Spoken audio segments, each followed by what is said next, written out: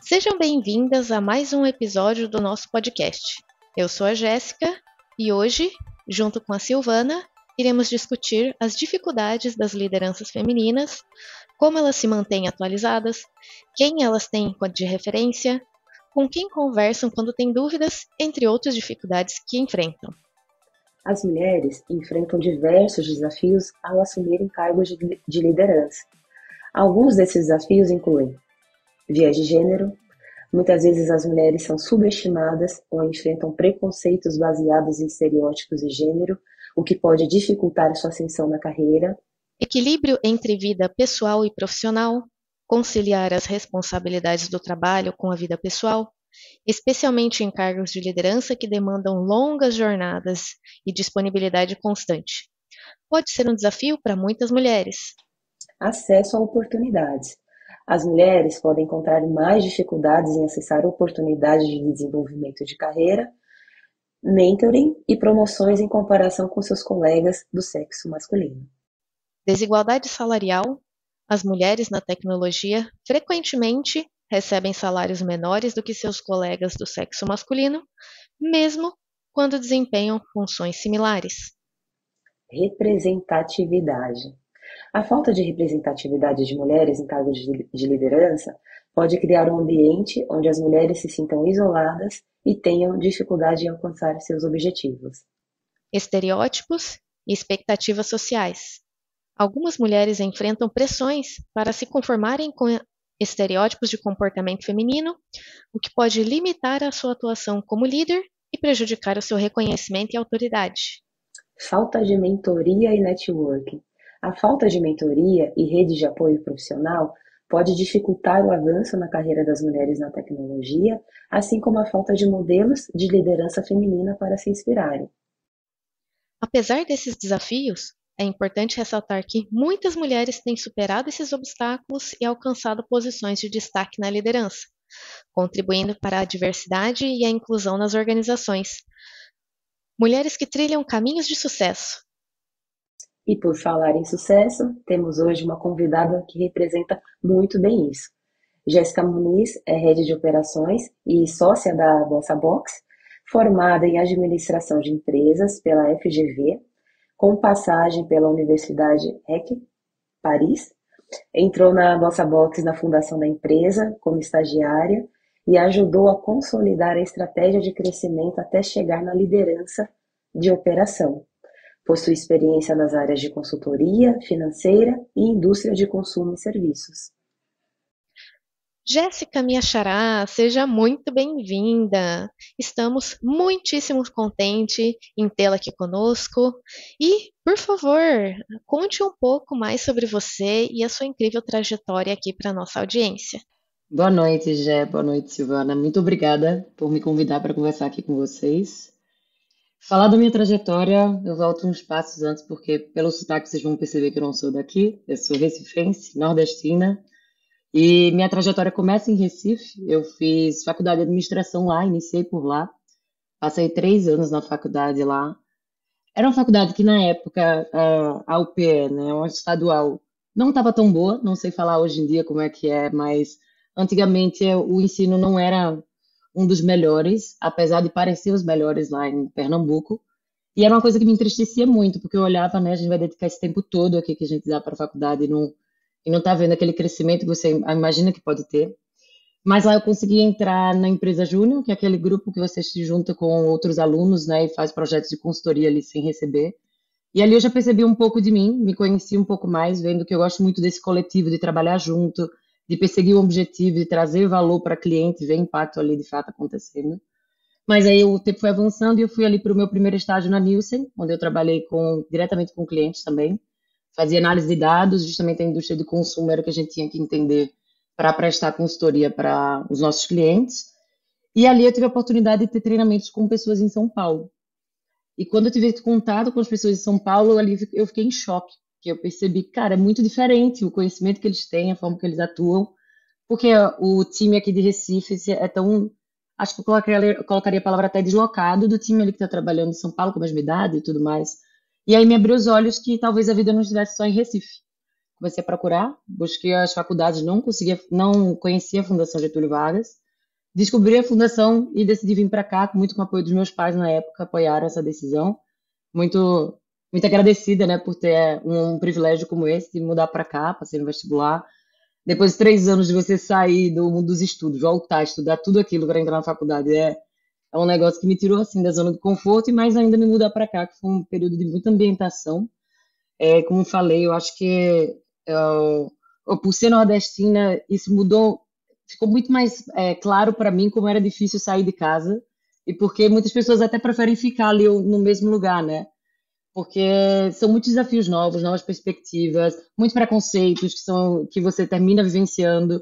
Mulher nova, nordestina, buscando seus sonhos. Era essa persona aqui que eu vivenciei muito no início da faculdade. Mas a faculdade abriu muitos caminhos para mim. Vim achando que eu ia me formar com todo aquele conhecimento e voltar para trabalhar com meu pai. Ele tem uma empresa que está há 40 anos já tem essa veia de empreendedor também, que eu acho que eu puxei um pouquinho, ainda bem.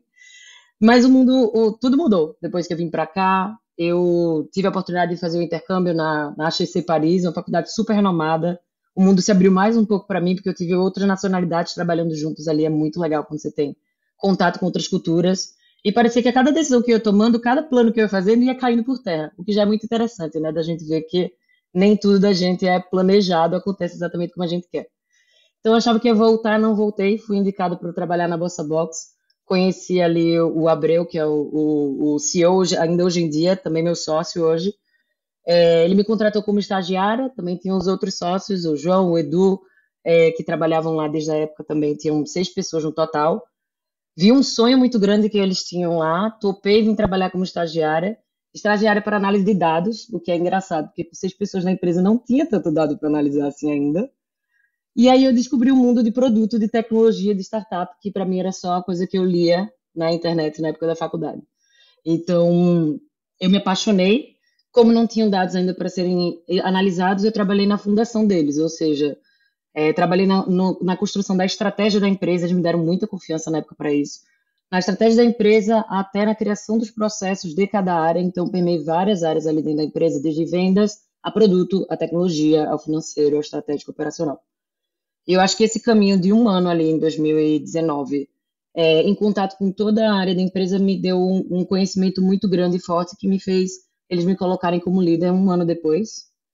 E ali eu estava me tornando líder com 25 anos, foi um mega desafio, acho que tenho muitos aprendizados que a gente vai discutir hoje até um pouco aqui para essa posição, mas veio muito fruto dessa paixão, acho, por tudo que estava construindo ali no coletivo, pequeno, sonho grande e muita oportunidade para trabalhar, e o mundo de produtos e tecnologia ali com essa inovação que é muito, muito legal, né?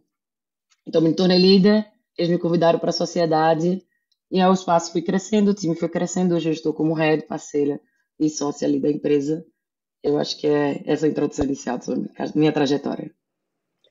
Parabéns pela trajetória, já inspiradora. Eu acho que representa bastante a importância das oportunidades, do contexto. Você comentou que a partir do momento que teve acesso ao funcionamento, né, de uma metrópole como São Paulo, como seu olhar se expandiu e como que isso, de alguma maneira, sugeriu que você viesse até aqui e construísse essa carreira belíssima que você construiu. E você se tornou um líder muito jovem, então imagina que uma liderança em qualquer etapa da vida seja desafiadora, e sendo numa idade tão jovem como você se tornou, tenha sido também bastante aí, repleta de desafios. E quando você se torna líder, né, como que você lidou com isso? Como que você lida com isso? Como que você se enxerga como líder? Perfeito, Silvana. Ó, eu acho que essa pergunta é uma pergunta que diariamente a gente se faz no papel de liderança, porque todo dia tem um aprendizado novo, e vendo numa startup, eu sei que não é um caso exclusivo da Bolsa Box, eu acho que cada mês parece que aconteceram 5 anos, de tantas coisas que acontecem ao mesmo tempo que você vai vivenciando, né? Mas o meu primeiro desafio eu coloco justamente na última frase que você colocou, que é como eu me enxergo como líder. Eu acho que o primeiro desafio foi me reconhecer nessa posição. Porque como eu saí de uma posição de estagiária, claro, ali eu trouxe muito da Jéssica, que consegue alcançar muito, é overachiever, que consegue executar bem suas tarefas técnicas, surpreender por causa do conhecimento, o framework que você consegue estruturar ali uma visão estratégica e tudo mais. Mas é muito diferente você sair de uma posição onde você consegue executar muito bem as coisas para liderar as pessoas para executar essas mesmas coisas bem. E como eu fui para essa posição muito cedo, não somente um desafio de sair da posição de estagiária, porque estagiária eu era como todas as outras pessoas ali, estava no grupo, tinha comentários e visões da empresa um pouco imatura e tudo mais. No momento que eu me coloco na posição de líder, tem um reconhecimento que você precisa trocar um pouco de papel. Então, as relações de amizade que eu fiz na empresa não eram mais as mesmas. Porque existe uma relação de hierarquia natural do papel que precisa acontecer, e esse ganho de maturidade para conseguir enfrentar situações difíceis, trazer os feedbacks necessários, não fazer vista grossa para as pessoas que são suas amigas, saber a diferença das posições em si, foi um desafio muito grande no começo, porque é total responsabilidade da liderança, né, conseguir formar um time forte, e formar um time forte passa por essas situações de conversas difíceis, por exemplo, e isso tudo aconteceu no ano da pandemia.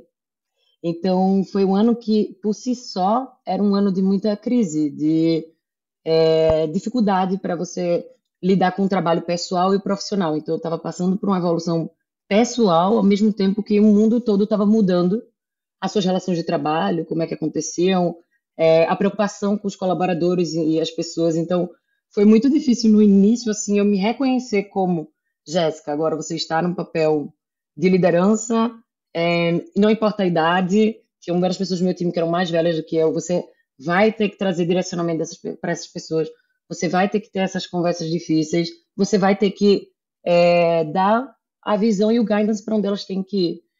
E no começo eu acho que eu errei, falei muito nisso, sabe? Ainda era muito na amizade, porque a gente entrou aqui junto como amigos e tudo mais, e não conseguia subir para executar de fato esse papel e me reconhecer como líder, né? Então, eu acho que esse foi um dos desafios iniciais, hoje já mais consolidado, com várias estratégias ao longo do caminho, né? Principalmente o aprendizado sobre conversas difíceis. Eu acho que esse daqui foi o maior, assim, que eu tive. Li um livro muito importante na época também, o Radical Candor, não sei se vocês já ouviram falar, muito bom, esse livro é espetacular. Fala muito sobre como a gente tem que trazer os feedbacks, pensando nas pessoas como pessoas que você quer ajudar a atingir seu sucesso, então se você não fala, você na verdade está tirando elas para baixo, né? Porque você não está conseguindo fazer com que elas cresçam. Então esse daí foi um dos primeiros. E eu acho que também tem uma questão estrutural até do ser feminino, né? Que a gente é educada e crescida em tentar agradar a todos. E você na posição de liderança, se você ocupa esse papel de querer agradar a todos, você vai falhar miseravelmente. E assim aconteceu também comigo no começo. Muita terapia para entender que não dá para ser assim. Conversa com meus pares também, até entender ali que esse não era o modo ideal de se executar um papel de liderança. Hoje eu acho que eu guio muito, muito pelos feedbacks trocados com o meu próprio líder. Foi muito importante na minha trajetória ter feedbacks claros, duros, mas assertivos, das coisas que eu precisava mudar desde cedo e ganhar o nível de responsabilidade que eu precisava ter para estar à frente ali de uma operação inteira de uma startup que estava crescendo muito, né? A gente vem crescendo até hoje em dia, então eu tive que acompanhar esse crescimento da forma mais difícil, mas que não tem outro meio de não ser pelo difícil. Então, é um pouco dos desafios ali que eu encontrei no começo, mas se a gente for listar, tem vários aqui para a gente comentar.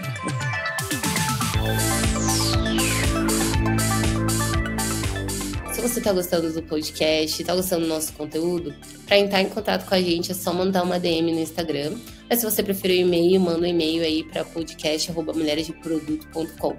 E também você pode apoiar a gente de diversas formas, seguindo a gente no seu agregador de podcast mais favorito, ouvindo pela sua plataforma favorita e também deixando like e entrando aí pro Clube MDP, que a partir de R$25 você vai ter vários benefícios, como inclusive passe livre no MDP Curtas, que é os nossos eventos aí que acontecem ao redor do Brasil todinho.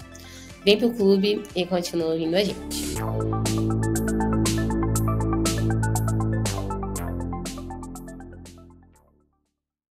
Nossa, Jéssica, é incrível ouvir a sua trajetória e eu achei ela muito interessante porque você tem uma situação bastante particular também, né? A pandemia, ela foi algo que era novidade para todo mundo, né? Foi um processo muito diferente de tudo que já aconteceu nos anos recentes e todo mundo teve que se adaptar muito rapidamente em diversas áreas de negócio. Então, eu imagino que todos os seus clientes, independente de estarem nesses cargos de liderança há muito tempo, já foi bastante desafiador fazer esse processo de transformação muito rápido para se adaptar à nova realidade, e você, paralelamente a isso, estava passando por uma mudança de carreira profissional extremamente relevante e saindo de uma posição onde você tinha demandas muito técnicas, onde o seu conhecimento técnico era um core naquela função. Claro que todas as funções precisam de soft skills e determinadas habilidades, mas você fez uma mudança para uma posição de liderança, aonde o soft skill é um pilar extremamente relevante nessa nova posição. E é demandado dessa posição que as habilidades de lidar com pessoas, capacidade analítica, decisões estratégicas, tenham um crescimento muito rápido, justamente porque é o que é esperado, né? Tanto do time que está sendo liderado, para que você tenha reconhecimento também da equipe, como o reconhecimento da sua liderança nesse novo papel. E aí o que eu queria entender um pouco mais de você, um pouco mais profundamente, é tanto como que você fez para fazer essa capacitação, a melhoria das suas habilidades, conseguir mudar o mindset em relação a qual que era esse papel. Você trouxe um pouquinho ali para a gente, se você puder trazer inclusive alguns exemplos de como que foi esse processo para você, o que que você fez, quanto uma segunda demanda que eu vejo que muda muito é em relação à visão estratégica. É claro que o time todo é importante ter visão da estratégia de negócio, da visão estratégica da companhia, porém, a partir do momento que você está em uma posição de liderança, o teu acesso a informações, a tua visão sobre essas informações, inclusive o teu posicionamento para guiar e ajudar a empresa a construir essa estratégia diferente. Então, como que você também melhorou essas habilidades? Como que você se organizou para melhorar essas competências de visão estratégica de negócio e, ao mesmo tempo, lidar com essa responsabilidade? Porque, por exemplo, né, eu me recordo claramente de quando eu estava também em uma startup, em uma posição de liderança, e é diferente o peso, né? Eu lembro de sentir o meu coração palpitar quando eu tinha que tomar alguma decisão relevante em algum projeto importante para a empresa, né? Então, acho que essa transição não é uma transição fácil para qualquer pessoa, e eu sei que todo mundo almeja, né, uma evolução de carreira, e para muitas pessoas o caminho da liderança acaba sendo um caminho natural, mas eu acho importante que a audiência e todos tenham a visão das dores também desse processo de evolução, desse processo de crescimento. E para que as pessoas consigam tentar se preparar para esse processo de transição da melhor maneira, na medida do possível, né? Na medida do possível, é uma belíssima expressão para essa condição, né? Você trouxe aqui várias perguntas aqui, né? Então, durante aquela fase, qual foi a minha estruturação, né, para poder desenvolver as soft skills que eu vim na área técnica? Então, eu acho que no começo a gente termina sendo muito técnico, mas se eu olhar para trás, eu sempre tive as habilidades de liderança ali, sabe? Era a pessoa na escola que era representante de turma, que organizava tudo, o grêmio escolar, as coisas que todo mundo ia trabalhar para lidar com a coordenação. Então, eu sempre ficava muito à frente. Quando eu entrei para ser líder, eu acho que meu maior problema era a falta de confiança, mesmo que isso daqui era um superpoder, meu dom, assim, né? Veio comigo desde pequena esse estímulo, talvez, dentro de casa, e eu não tinha confiança que eu poderia exercer esse papel. Acho que eu olhava para mim como muito nova, que cresceu muito rápido, que acabou de aprender todos esses assuntos dentro que a gente tem dentro de startup, tecnologia, produto e tudo mais. E ali foi muito importante a participação do meu líder para justamente trazer, como eu trouxe antes, os feedbacks e até mostrar, sabe, entrar junto comigo nas calls, acompanhar meu comportamento dia a dia, não é só ouvir o que eu tenho a trazer no one-on-one, mas entrar lá, ver meu comportamento, trazer os feedbacks em seguida, assistir reuniões comigo para me mostrar onde é que poderiam ser melhores. não somente como grupos de outras mulheres, né? Porque mesmo assim, meu líder sendo masculino, tem uma questão ali de você vê um pensamento que é uma forma diferente, né? Por exemplo, a gente tem ciclos que durante o mês nós nos tornamos 4 mulheres completamente diferentes.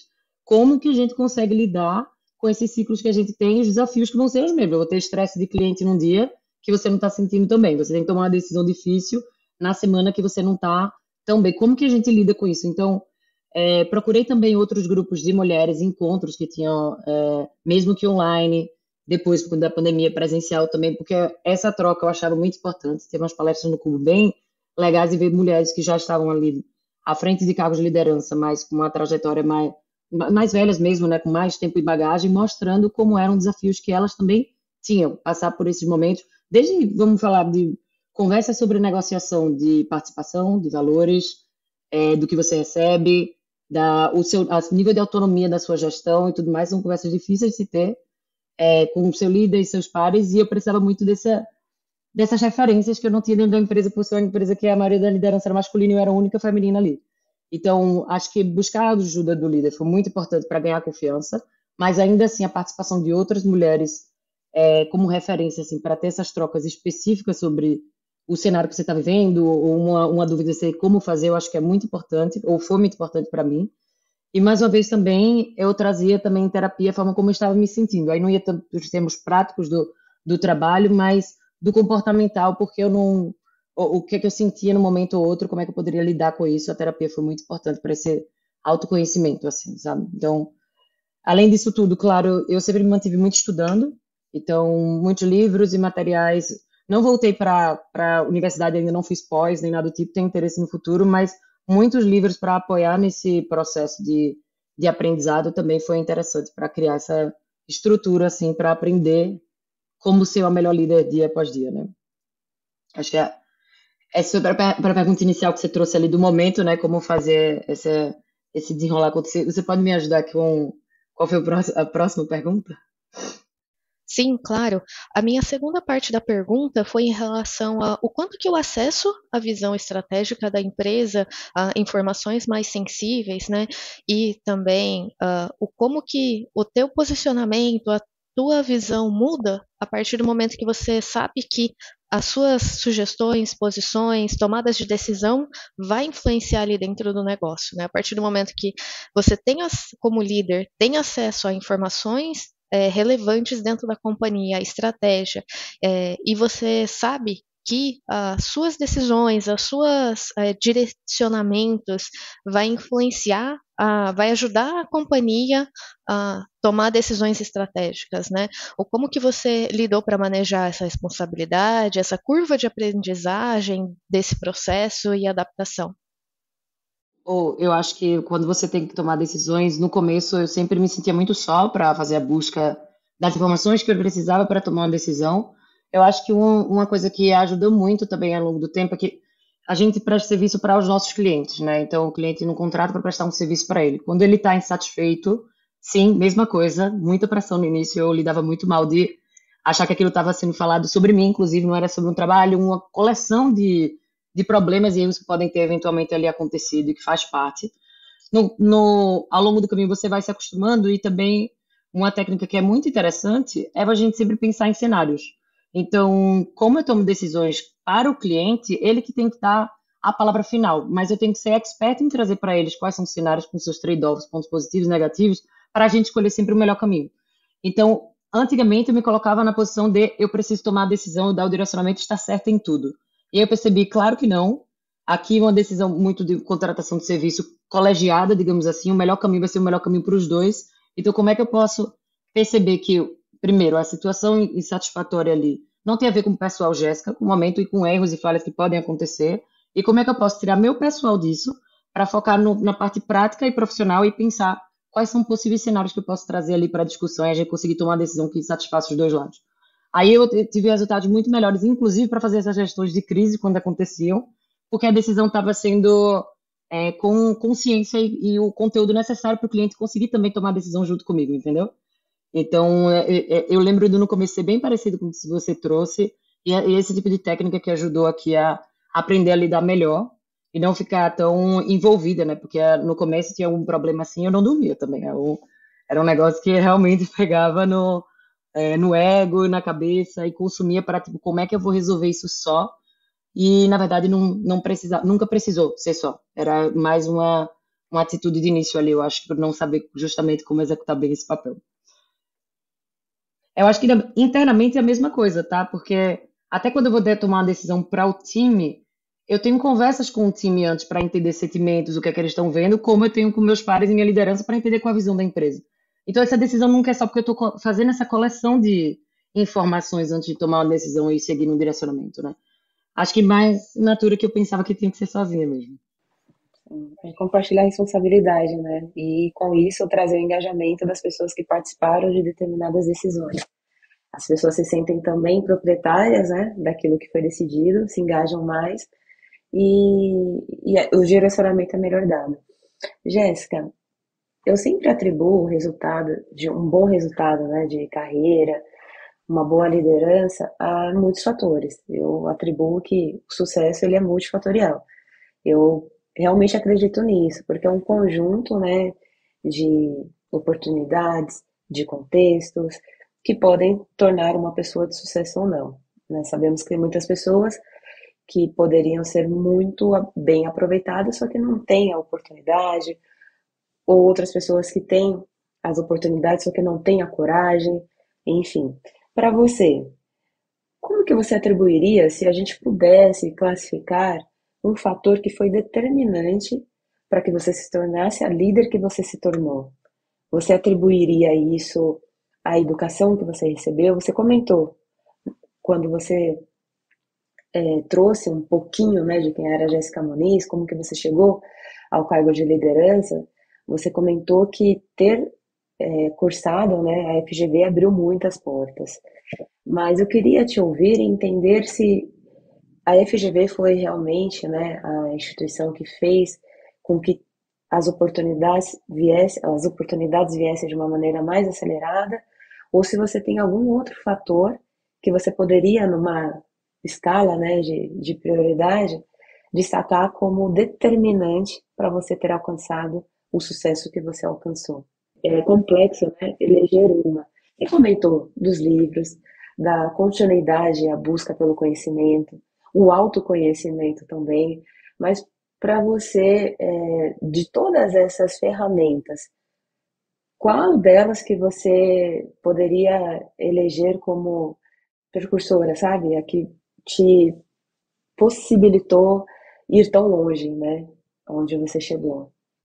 Eu acho que a gente não tem como fugir da educação em casa, porque se desde jovem você é desafiada e assim meus pais sempre me fizeram acreditar que eu poderia ser capaz de fazer tudo, sabe? Então, sei lá, desde pintar quadros junto com a minha mãe, como ir para a faculdade junto com ela, que a mãe levava, e ela aprender já mais velha, ela fazendo faculdade de novo, como meu pai, que passou muito tempo tentando fazer a empresa dele descolar, e ele não...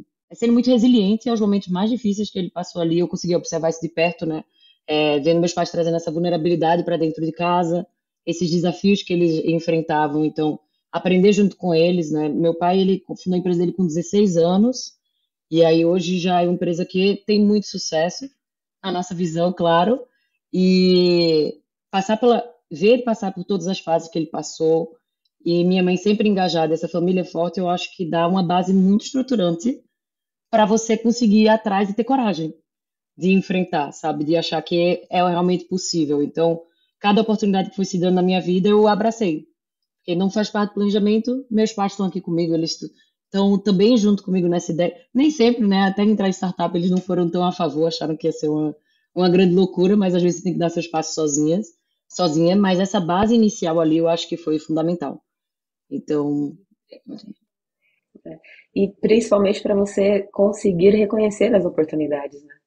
Eu acho que ter uma base fortalecida e também o exemplo. Eu acredito muito na potência do exemplo.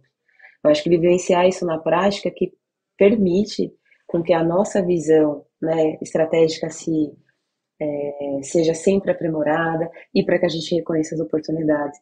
Porque tem pessoas que às vezes vão ser expostas a determinadas oportunidades, mas porque não tiveram uma base tão fortalecida, e até podemos falar aí um pouco de autoestima, de acreditar que poderia fazer o que quisesse, não vão acessar essa oportunidade, né? Então, achei muito generoso o que você comenta, que a educação também, para mim, é algo que faz com que vidas sejam transformadas, né, ascensões aconteçam, mas achei muito generoso da sua parte atribuir também a base que você recebeu dos seus pais, né, das pessoas que estavam ali. Então, acredito que a partir daí, somando as outras ferramentas, que fez esse resultado tão bacana que a gente está escutando aqui. Perfeito. Acho que você resumiu muito bem. E aí, com isso, eu consegui identificar justamente essas oportunidades e ter a coragem de ir agarrando elas, né? Porque é isso, tem a sorte e o privilégio no meio do caminho, mas muito a dedicação para desenvolver esse talento e tudo mais, as minhas fortalezas que vêm justamente desde casa. Acho que é isso mesmo. Jéssica, é uma delícia ouvir a sua história. Eu gostaria muito de ficar aqui horas e horas. Tenho certeza que esse nosso bate-papo aqui em um happy hour renderia, nossa, muita conversa e se estenderia a infinito, porque o papo está muito gostoso. Mas, infelizmente, já estamos ali na finalização do nosso episódio. Então, gostaria que você compartilhasse aí com a nossa audiência alguma dica que você tem para trazer para quem tem interesse em seguir essa trilha de carreira. Aqui dentro da nossa audiência temos desde pessoas que estão em transição de carreira para a área de produto, quanto pessoas que já estão há mais tempo nessa carreira e almejam uma posição de liderança, quanto mulheres que já estão em posição de liderança há algum tempo. E eu tenho certeza que as coisas que você trouxe no episódio de hoje vai agregar para cada uma delas. E também sei que ainda foi um breve resumo aqui do que você pôde compartilhar nesse nosso momento durante o episódio. Então, se você puder deixar aí mais algumas dicas que você acha relevante compartilhar com todos, para que quem queira se aprofundar aqui no tema de liderança, principalmente liderança feminina, por favor, fique à vontade. Perfeito. Eu vou começar com um livro que me marcou muito, que se chama Indomável. Não sei se ele já foi citado aqui, da Glennon Doyle, acho que se fala assim o nome dela. Esse livro é impecável, é muito bom. É uma jornada de uma mulher que ela conta ali sobre basicamente empoderamento, sem citar a palavra empoderamento. Então, muitas descobertas ali desde jovem, que vai mostrando vieses da sociedade, coisas que nos minam nossa autoconfiança, nossas decisões, e como ela percebeu isso e tomou decisões importantes na vida dela, ela transmite isso pra gente ver como isso acontece também na nossa vida e como a gente é capaz de tomar boas decisões e de ser quem a gente nasceu para ser. É muito bom, acho que esse aí é fundamental. Acho que de dicas para mulheres, procurem grupos de mulheres que trabalham na mesma área. Esse daqui é o mais clichê que tem, mas é muito importante. A gente tem já muitas mulheres trabalhando em posições de liderança, etc., mas quando você olha nas empresas em si, por exemplo, você vai encontrar uma na liderança, e aí cadê a referência para essa uma, né? Para a líder, que é a referência da própria líder. Outras lideranças também são importantes, então esses grupos são muito interessantes para ajudar a trazer contexto do dia a dia, desafios mais específicos. Mentorias também são muito boas para te tirar ali do meio do dia a dia e conseguir tirar do meio do furacão e te mostrar outras perspectivas. Ano passado eu fiz uma mentoria muito boa que fez provocações incríveis que eu não estava vendo, sabe? Então, outras perspectivas sempre são boas para trazer esse caminho de evolução para a gente. E o autoconhecimento, eu acredito muito na terapia e análise especificamente para a gente se conhecer, porque só assim a gente consegue evoluir de fato. Então, acho que são algumas dicas aqui. Sem se enxergar, a gente não consegue. É isso, a gente tem que viver primeiro nós mesmos. Exatamente. A discussão continua em nossa comunidade através do Slack, no WhatsApp e nas redes sociais das Mulheres de Produto. Curta esse episódio no Spotify e compartilhe com quem quiser aprender mais sobre liderança feminina. Muito obrigada por estar com a gente e até o próximo episódio!